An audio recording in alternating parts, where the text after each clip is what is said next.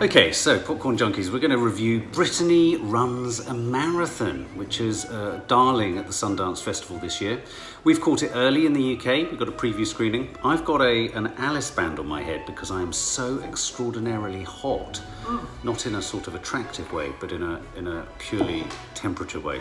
This is, just to give it a bit of background, this is based upon a book. It's directed by a chap called Paul Downs Colaizzo. It's his first film, but he is a theatre director by trade. And it stars Jillian Bell, who's had a few cameos and moments in films like 22 Jump Street, things like that. Oh, okay. Workaholics, I think she had a part in. She was a new face to me. Yeah, well, she was a very new face to me too, but I think a number of the cast in this are sort of from stand-up comedy and have that sort of comedy bones. And it's a classic sort of, well, how would you describe it? What sort of film is it? It is exactly what it says in the title. Exactly. One almost feels like, before we went to see it, I thought, it can't be what it says in the title. There's got to be some other thing to it. Yeah, it did seem sort of perversely obvious. Yes. And I thought, like you said, is this going to be a metaphor for something else? Something else. I felt it had to be. Yeah, but in television making and program making, there's an expression called when you come up with a title for a project, they say, is the title Ronseal? And what they mean by that is,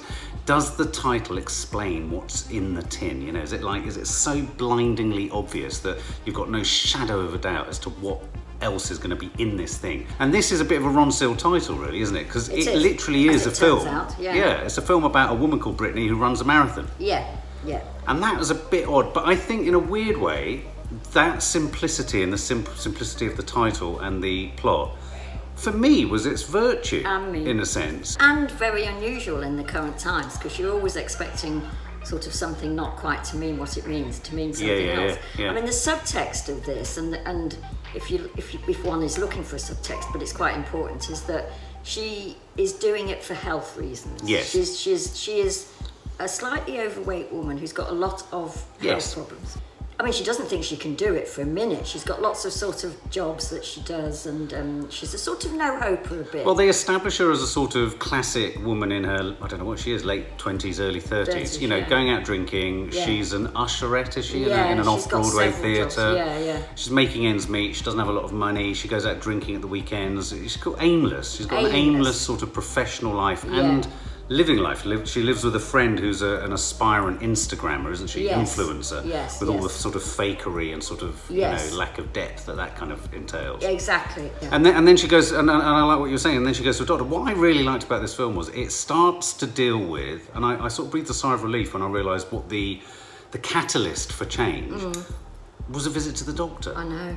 Actually. I mean, thank God. Rather than a knock, what I mean by that is rather than a knock to the head, a strange power cut that makes everything go off, or some strange gender reversal, or having to inhabit the body of a pretty... She went to the doctor. Well, that one where the giant lizard came in from the background and changed everybody's life. I mean, there's always a different... Giant lizard? Yeah, it's the Japanese form of King Kong.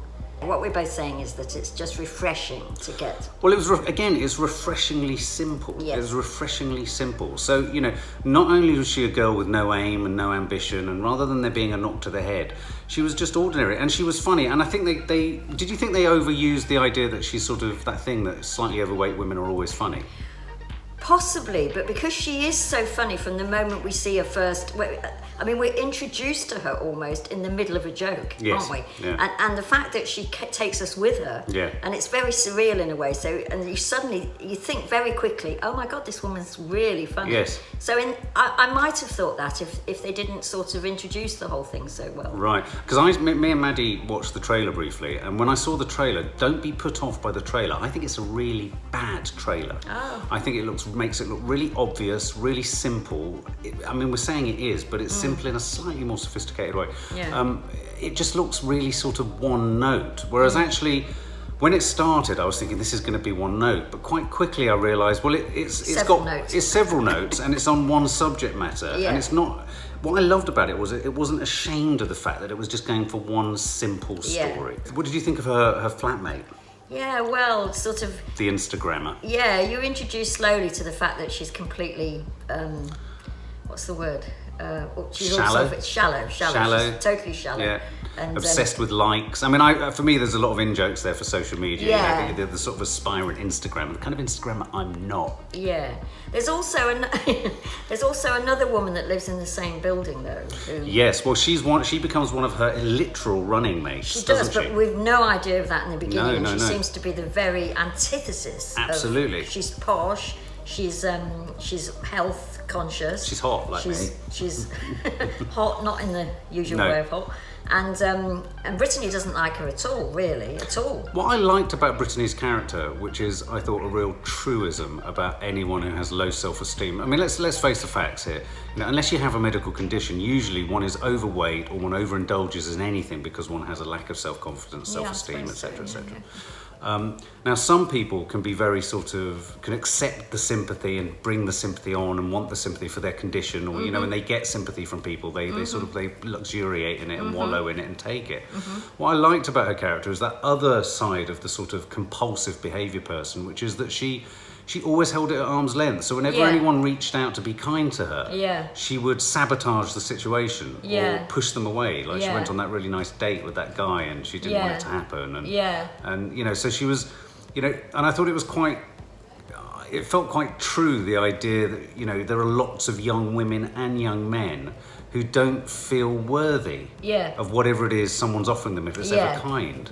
And I thought that was good. And so I was thinking about this as a film that would resonate for a certain generation. I think this film made me think of how many single young women and men living in shared rented accommodation there are, with not enough money to even join a gym. So, because let's not forget, the other catalyst for her deciding to run a 5K and then run a marathon is the simple scene. And again, I liked how stupidly simple this was.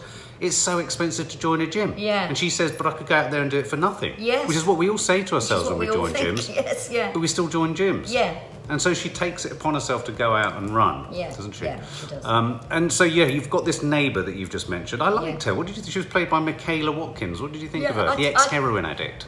Yeah, I didn't quite believe that in the beginning. I sort of felt what Brittany felt about her in the beginning. But then I suppose because she's such a powerful character, Brittany, I was sort of taken along with my liking with the woman. And of course, you know, one has to be sympathetic to her problem. She's lost her child, she's lost her, you know, she's all the time fighting for access, isn't she? Yeah, and all the time she's fighting her addiction, which and in the sort of key scene between her and Brittany where their relationship changed, what she's saying to Brittany is, don't judge me by what you see, because you have no idea what I'm going through. Yeah, now all this sounds like it could be really gloopy. It sounds and here's the thing, it is a gloopy film and it is an obvious film.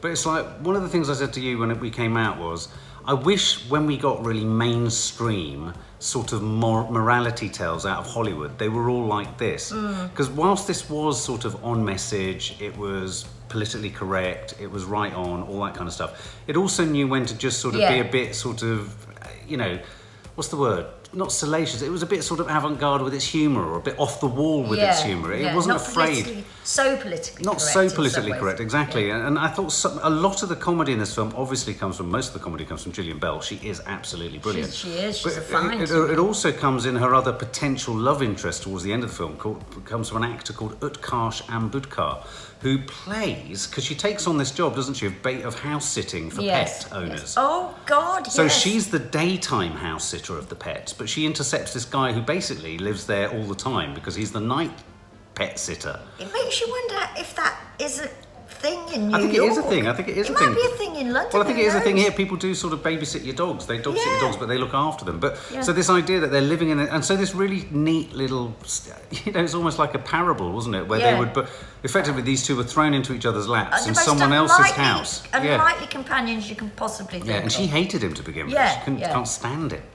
And I quite like that idea of how they're chalk and cheese, and then eventually, spoiler alert, they sort of slowly start to gravitate towards each other, and a friendship develops, doesn't it? I mean, he's everything that she doesn't like, and vice versa in a way. And I also thought it would really relate to, I was thinking of all my daughters watching this, you know, that idea of toxic friendships, because I think it's good to have films that explore toxic friendships, because her relationship with the Instagrammer, you know, it made you rethink and made me think about the way in which many friendships are structured, so that actually because do you remember how intolerant her friend gets of her when she's kind of deciding to clean up her act?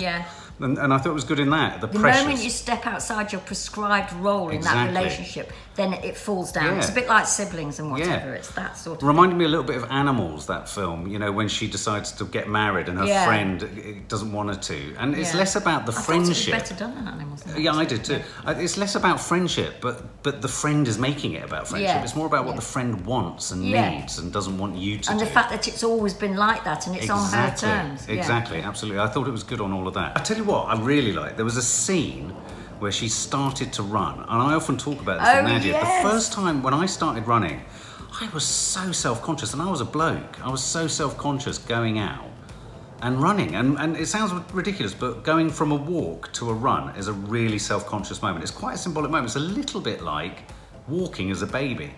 You think, am I actually going to do this in public? That is a fascinating And are thing. people going to stare at me? And I thought she played that really well. So well. Yeah. Because you felt, I mean, I've never tried to run, but you have said that to me. Yeah. And I do look at people sometimes, especially, maybe it's slightly my fault. You look at slightly overweight people or slightly older people and think, oh my God, you know, is she going to make it to the end of the park sort of thing? But yeah, no, she did that amazingly well. Well, there is a scene where I think towards the end of again, it's that idea of self-sabotage where she sabotages a sort of family event by kind of having a bit too much to drink and then humiliating another woman at the dinner. In the way that she's probably been humiliated. Yeah, and it's about herself. It's about herself. What she's sort of articulating is really self-hate. Yeah. And again, all of that sort of stuff could be really kind of, you know, gloopy gloopy. I mean, it's a film that felt like it should be formulaic, but somehow it wasn't, was it? Because it's so good-natured and because the quality of the performances and everybody took it seriously and the way we're describing it makes it sound very worthy, and it wasn't. It didn't feel that way. No, it felt like it was light on its feet. It did. It? Yeah. My sum up is that, before we went in and you'd kept saying Brittany runs the marathon, I was thinking, well, God knows what it's about, but it cannot be about a girl called Brittany running the marathon. No, I know what you mean. And then to find that it was, and you're slowly let into the fact that it was, you get this sort of in-your-face, amazingly funny woman who remains funny all the way through. Absolute find for me. I mean, I didn't know her at all.